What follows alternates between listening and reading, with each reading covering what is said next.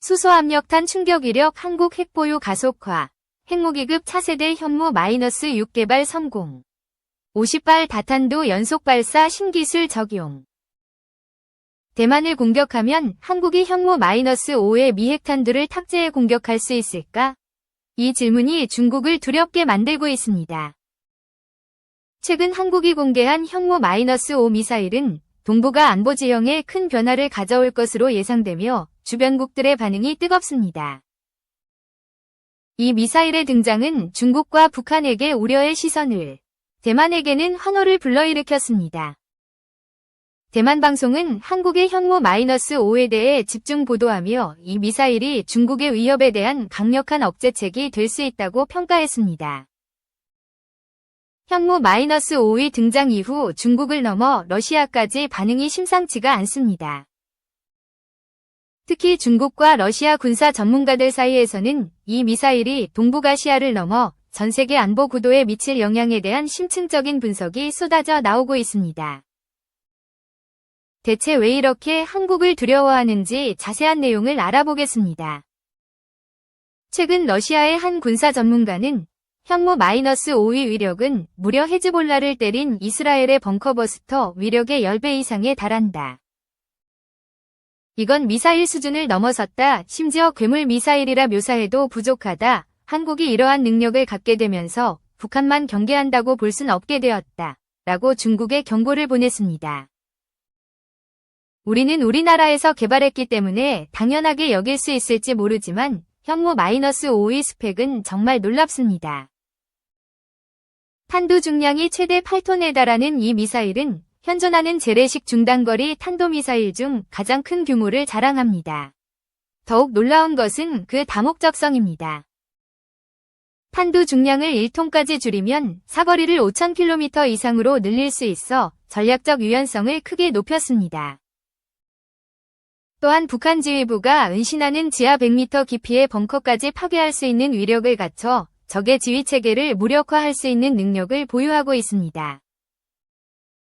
해외 전문가들이 더욱 두려워하는 것은 현무-5가 공개됐지만 구체적이고 정확한 스펙은 공개되지 않고 있다는 점입니다. 한국군은 그저 질문에 대한 답만 할 뿐입니다. 해외 군사 전문 기자가 사거리가 3,000km 이상이라고 확신하는가? 라고 질문하면 탄두 중량을 줄이면 가능하다. 라고 답하고 사거리가 5,000km인가? 라고 물으면 탄두 중량을 줄이면 가능하다. 라고 답할 뿐이라는 것입니다. 이렇다 보니 해외 각 매체들의 보도 내용을 봐도 기자마다 제각각인 수치를 적고 있으며 정확한 스펙이 나오지 않는다고 합니다. 단 북한 남침 시 현무-5로 평양을 초토화할 수 있으며 이는 단순한 방어무기를 넘어 강력한 억지력으로 작용할 수 있음을 보여준다고 보도하고 있는데요. 현무-5의 발사대 차량 역시 주목할 만한 기술적 진보를 보여줍니다. 이 차량은 좌우측에 각각 9개씩 총 18개의 대형 바퀴가 달려 있습니다. 이는 36톤에 달하는 현무-5의 무게를 안정적으로 지지하고 이동시키기 위한 설계입니다. 더욱 흥미로운 점은 이 차량에 적용된 후륜 조향 장치입니다. 이 장치 덕분에 차량의 회전 반경이 크게 줄어들어 좁은 도로나 복잡한 지형에서도 쉽게 이동할 수 있습니다. 이는 전술적으로 매우 중요한 이점을 제공합니다. 빠른 이동과 은폐가 가능해져 적군이 미사일의 위치를 파악하고 타격하기 어렵게 만들기 때문입니다. 해외 언론들은 갑작스러운 현무-5의 등장에 놀라움과 두려움을 동시에 표출하고 있는데요. 한국의 미사일 개발 역사를 살펴보면 현무-5의 등장이 갑작스러운 것이 아님을 알 수 있습니다. 한국의 미사일 개발은 1969년 닉슨 독트린 발표 이후로 거슬러 올라갑니다. 당시 미국이 아시아 동맹국들에 대한 군사적 개입을 줄이겠다고 선언하면서 한국은 자체적인 국방력 강화의 필요성을 절감했습니다. 1978년 한국은 최초의 자체 개발 미사일인 백곰을 선보였습니다. 백곰의 사거리는 180km, 탄도 중량은 500kg이었습니다. 이후 한국은 꾸준히 미사일 기술을 발전시켜 현무 시리즈를 개발했고 마침내 현무-5에 이르게 되었습니다. 이러한 발전 과정은 한국의 끈질긴 기술 개발 노력과 국방 의지를 잘 보여줍니다. 한국이 무시무시한 현무5로 장거리 타격 능력을 갖추게 되면서 중국의 군사 전문가들은 중국 방송에 출연해 미국의 핵미사일보다 한국군의 현무-5가 중국군에게는 더욱더 위협적이라고 말하고 있습니다. 미군의 핵무기는 공중에서 폭발하기 때문에 핵무기는 아무리 위력이 크다 해도 지하 50m까지만 파괴할 수 있습니다. 그래서 지상의 모든 물체가 핵폭풍에 의해서 사라진다 하더라도 중국군 수뇌부가 지하 벙커에 숨을 경우 모두 무사할 수 있었습니다.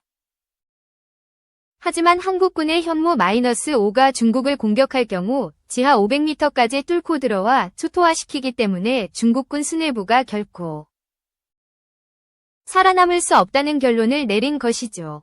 이처럼 현무-5의 등장에 대한 중국의 반응은 매우 심각합니다.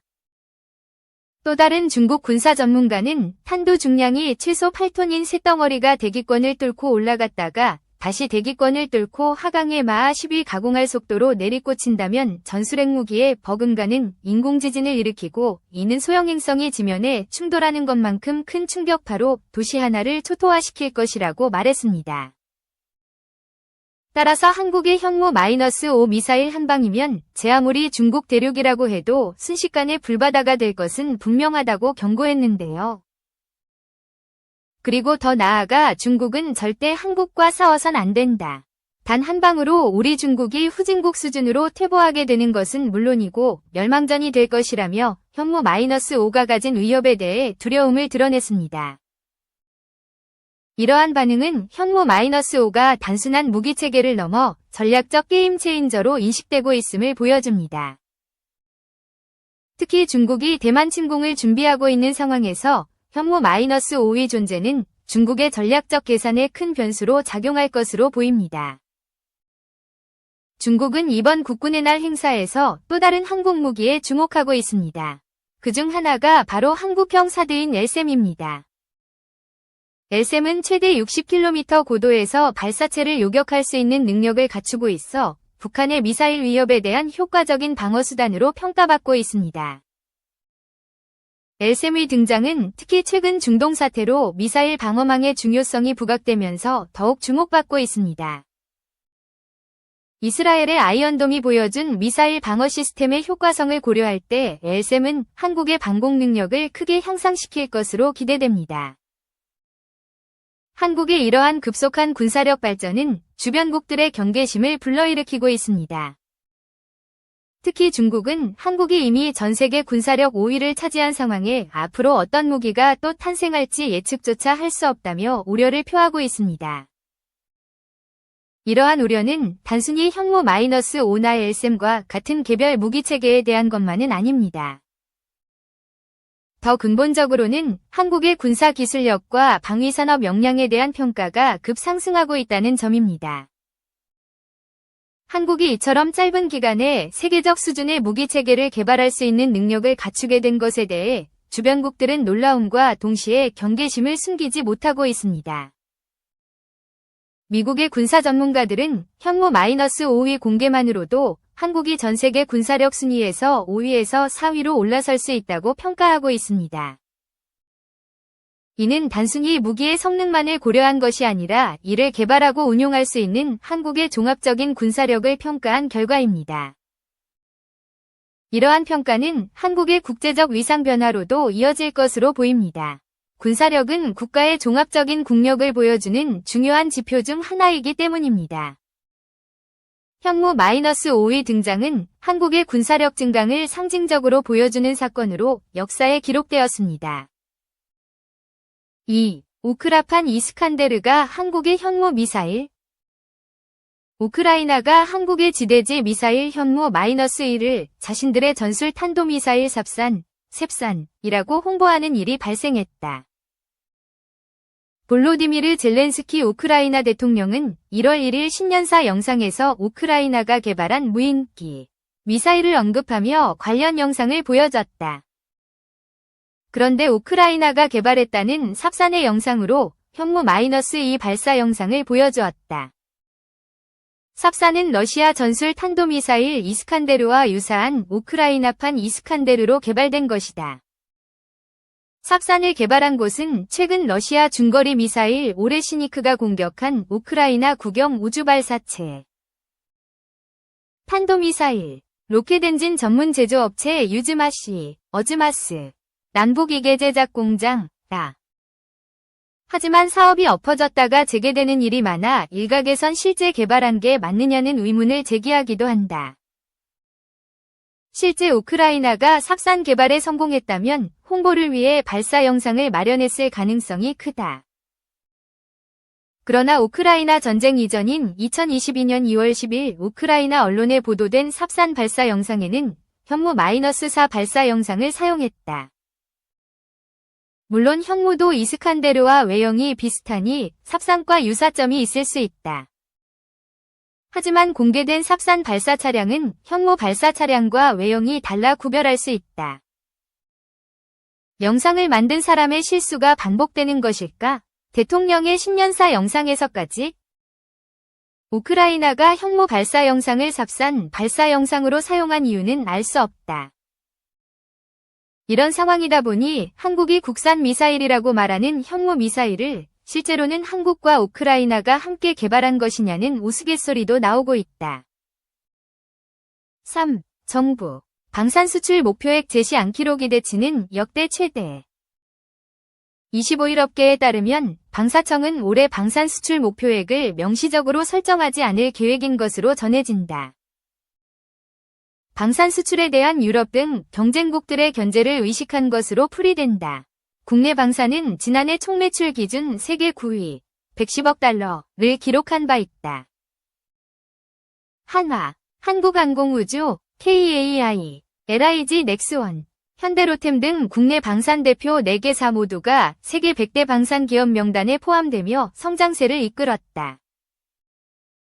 이처럼 K방산이 성장하자 유럽 등은 노골적인 견제에 나섰다.